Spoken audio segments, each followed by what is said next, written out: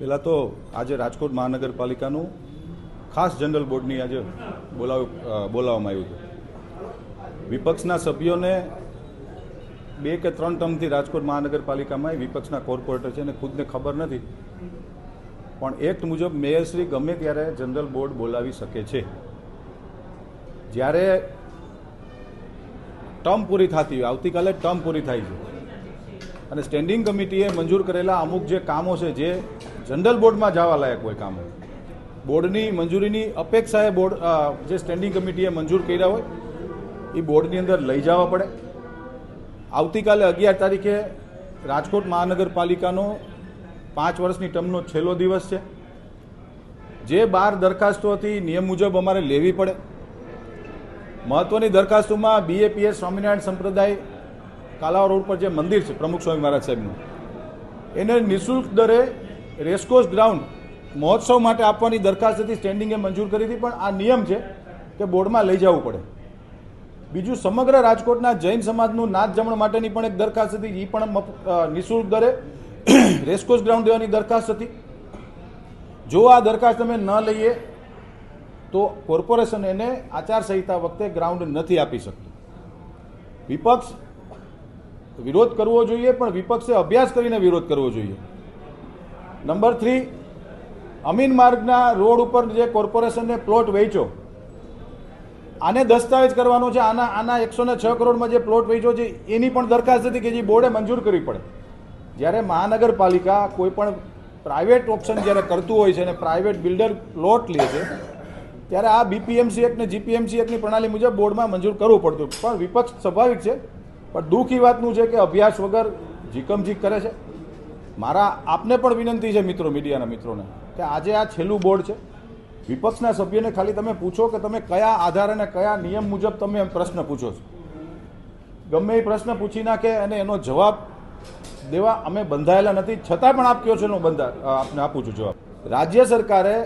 રાજ્ય સરકારનું શહેરી વિકાસ સત્તામંડળ અને કેબિનેટ આ નિર્ણય કર્યો કે ખાસ કિસ્સાની અંદર રાજકોટ મહાનગરમાં જે ફ્લાવર બેડનો જે ઇસ્યુ છે એમાં જે નિયત દરો નક્કી કર્યા છે એ દરો મુજબ કમ્પ્લીશન આપવું, પરંતુ દર મુજબ ખૂબ વધારે પૈસા થતા હતા. એટલે એ જ કાયદાની જોગવાઈ મુજબ રાજકોટ મહાનગરપાલિકાને અમને સત્તા છે. અમે લોકોએ સ્ટેન્ડિંગ કમિટીનું જ્યારે બજેટ બનાવ્યું ત્યારે નવા નાણાકીય વર્ષ માટે અહીંયાથી જાહેરાત કરવામાં આવી હતી કે 50 લાખ રૂપિયા સુધીનું કોઈપણ બિલ્ડરને BU સર્ટિફિકેટ માટે જો ભરવાના છે, ખાસ કિસ્સાની અંદર રાજ્ય સરકારે નિર્ણય અનુસાર તો એમાં 50 લાખ રૂપિયા સુધી ચેક આપી શકશે અને 50 લાખથી ઉપર કોઈ ન હશે તો એના 3 મહિનાના 1 વર્ષના 4 હપ્તા કરીને એને સુવિધા મળે. કારણ કે સ્વાભાવિક છે કે કોઈને 10 કરોડ ભરવાના આવશે, કોઈને 5 કરોડ ભરવાના આવે. આ ચેકથી ભરવાના છે મિત્રો.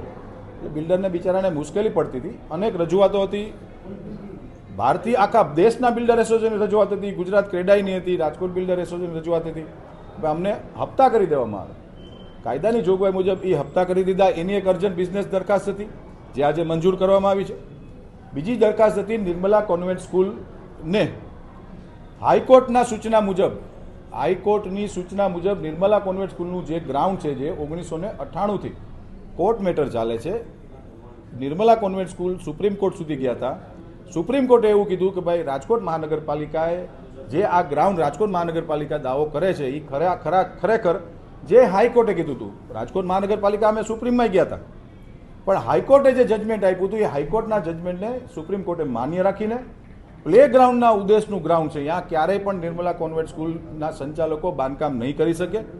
માત્ર સ્કૂલના બાળકોને રમવા માટેનું જે પ્લે ગ્રાઉન્ડની દરખાસ્ત આવી હતી નિયમ મુજબ લેવી પડે. ગઈકાલે જ હાઈકોર્ટે હુકમ કર્યો છે કે રાજકોટ મહાનગરપાલિકામાં ખાસ બોર્ડની અંદર સ્પેશિયલ બોર્ડ બોલાવવું પડે તો પણ બોલાવો અને આ દરખાસ્ત મંજૂર કરી અને પ્લે ગ્રાઉન્ડમાં નિર્મલા કોન્વેન્ટ સ્કૂલને આપવામાં આવે. હાઈકોર્ટની સૂચના મુજબ એ પણ એક અર્જન્ટ બિઝનેસ હતી. જે ગઈકાલના સ્ટેટમેન્ટ હાઈકોર્ટે જે કીધું એ મુજબ અમે અર્જન્ટ લીધી છે. કુલ 12 દરખાસ્તો એજન્ડામાં હતી અને 2 દરખાસ્તો અર્જન્ટ બિઝનેસમાં લઈને આજનું રાજકોટ મહાનગરપાલિકાનું બોર્ડ અમે પૂર્ણ કર્યું છે. સાંજ સમાચાર ફેસબુક પેજને લાઇક કરો, વિડીયો શેર કરો અને વધુ વિગતવાર સમાચાર માટે sanssamachar.net વિઝિટ કરો.